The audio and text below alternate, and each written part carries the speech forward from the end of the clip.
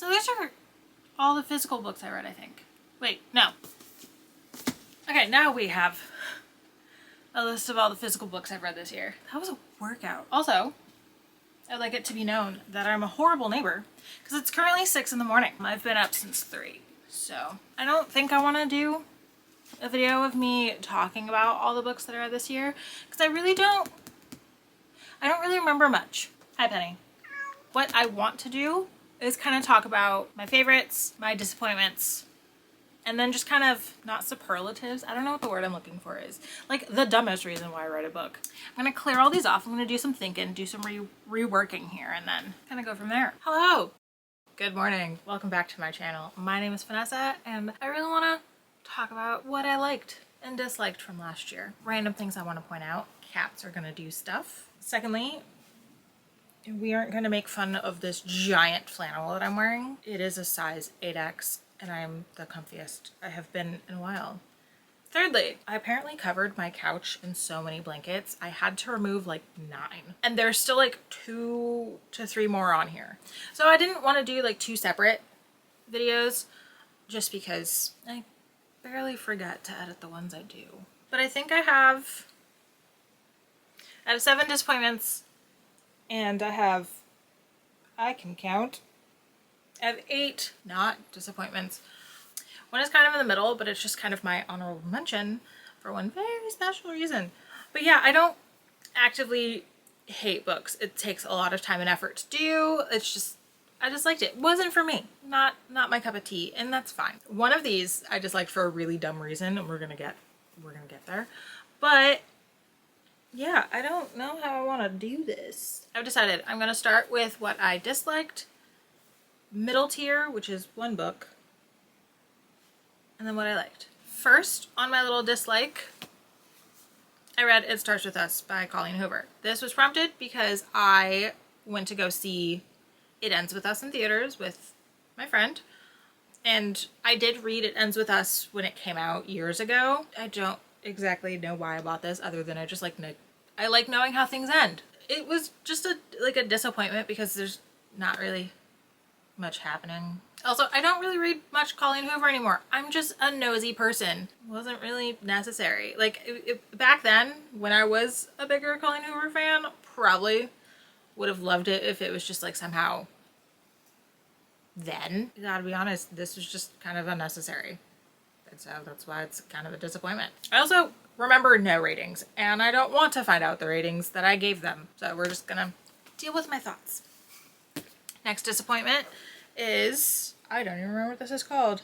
Love and Other Cursed Things by Kristen and Becca Ritchie. First of all, didn't realize this was connected to the Addicted series, Calloway, and the Offspring. Didn't realize this was connected to all of those. But disappointed me because the story was just kind of weird. The town makes no sense. The premise is that you get a curse in this town. There's more premise, but that's basically what I took away from this. At this town, unless you leave, you get cursed. And I thought the curses were kind of going to be like, oh my god, a rain cloud follows you everywhere you go. No, it's just like a random thing about you. That's it. That's all. I also don't remember the main plot of this story at all. This is going to be a really dumb reason as to why this book disappointed me. Infinite by some guy, Jeremy Robinson. I read this because of a man. I decided to try dating again this year, and I was on vacation as I was talking to a guy, and I was like, recommend me a book, and he did. And it was this one, and I did read it. I also read it in a day, and he did not believe me. I'm disappointed just because of men. I also I don't remember what it's about. Can't tell ya. I just remember it had a plot twist that I saw coming. Next on my list is Love at First Sight by Jennifer Dugan? Dugan? It's probably wrong. A woman is about to get married, and she meets her brother's friend who just kind of not like stops the wedding but convinces her not to get married, and you know, love ensues. So I really thought there was going to be build up to wedding, and I thought like she was going to be her personal trainer that like, you know, slowly they fall in love. That didn't happen. Wedding happened really soon, like early on. I liked the idea, didn't like the premise. It took me a while to read this too. Usually I fly through these, like her books. That's mostly why I didn't like it. It's a me thing, not a book thing. Me thing.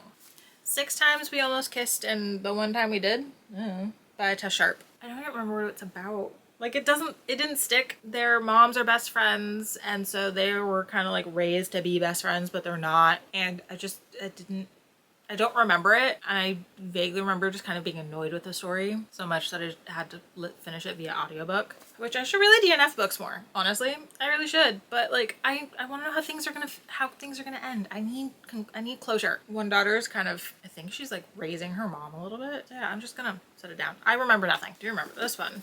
Mistakes Were Made by Meryl Wilsner. It just made me uncomfortable, and I don't know why. Like, the age gap shouldn't be it, but I think it's the fact that she is the mother of her, like, the woman, the love interest is the mother of, like, the other love interest friend. That's the only thing that kind of weirds me out. I also have plenty of other books where that is kind of a premise, so I expect those to do the same.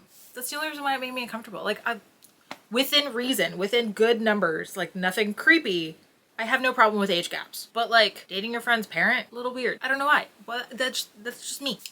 Big Swiss by Jen Began. Also made me uncomfortable. There's like a type of book that has a specific type of woman that I don't vibe with. I have read at least 3 of them that I can recall. I have read at least 3 of them that I would lump together. This is one of them. I've got one more disappointment coming up. I don't physically have it. That's why I didn't think of it. This is a style of book that I just don't vibe with. I wanted to love it. I really did. Wanted to love it. And it's, again, it's not this book. It's me. It doesn't vibe with me. I don't get it. I want to love like books like this, but I just don't. Maybe I haven't found the right one. I'm gonna say that. I think I just haven't found the right one. There's gotta be one out there for me. There has to be. I will not stop until I find it. One I don't have a physical copy for that I need to talk about is Jillian by Hallie Butler. I came across it in like someone's favorites video, and the premise that I got was this woman just hates her coworker. And it was like, oh my God, as a person who's worked in an office and has hated many a coworker, need to read it. I really thought it was gonna be kind of like, I'm gonna fuck with you type book. Like, she was just gonna do things to kind of just like get back at her. And I didn't expect the coworker to kind of be a main part of the story. It wasn't how I expected it. It really wasn't. And like, this girl hyped it up. She loved it. And I was like, goals. I want to love this book. I also don't know what the point of it was. Couldn't tell ya. I was very confused while reading it. Kind of couldn't wait for it to be over. Again, I should really learn to DNF books, but I don't. I suffer. They're kind of like all the disappointments I can think of. There could be more. There's like some books where I was disappointed, but like not enough that I want to talk about it. Like I read a K-pop romance this year that made me just kind of yell at it. Now, for middle tier book that I just want to talk about because I had the joy of reading The Name Bearer by Natalia Hernandez. Now, I've had this for a little over a year, and I saw a TikTok video. Now, my name is Vanessa, spelled with a PH. You don't really see that often in books anywhere. I was on TikTok, and someone like did one of those like flip, where you go like, meow, but like close up. You can kind of see things. And I guess I've stared at my name long enough that I was like, that's my name. It was like a flash of a name. I was like, that's my name. So, grabbed it off the shelf. Didn't even read it. Bought the rest of the series and then read it. Now, I don't do well with like trip books. Like they go on not like a quest, but they go on a journey, and I don't really vibe well with that, but I still enjoyed it. Might be because my name isn't here, but I don't care. I got to read about a me. No, not really me, but it made me happy. This is my bridge book. Now we're gonna talk about books I liked. I liked a lot. I don't believe these are all like my 5 stars, but like I still think about them and they bring me joy. And I've kind of put them in some type of order. I don't know. I shuffled. So the first one, Face Off by Chelsea Curto. I love hockey romance. I do so much. It doesn't really make sense why I enjoy this so much. And I know like loving hockey romance is kind of a weird thing because of that like weird little TikTok person. The reason why I love hockey romance is because I played hockey. I understand it. I also love watching hockey. I saw my first NHL game this year. I saw my second NHL game this year. I saw my favorite team this year. I also saw them win as I was wearing an opposing jersey in Kraken territory. But I understand hockey. That's it.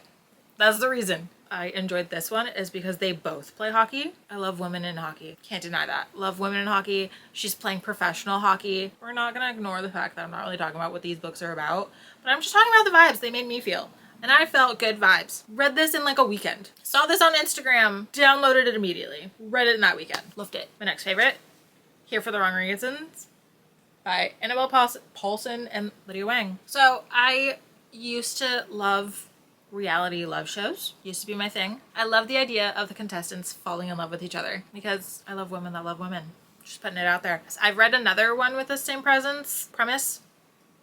This does it better. Next, we're going to talk about Part of Your World by Abby Jimenez, the Lenny Kaufman cover. So I read Part of Your World by Abby Jimenez after reading Just for the Summer. I didn't realize they were connected, and I personally don't like reading things out of order, even if they're standalones.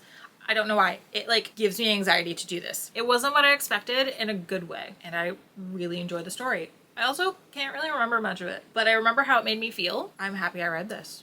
I'm also really happy I got this cover. Another one I liked, Him by Serena Bowen and Elle Kennedy. Again, hockey romance, but this time, gay.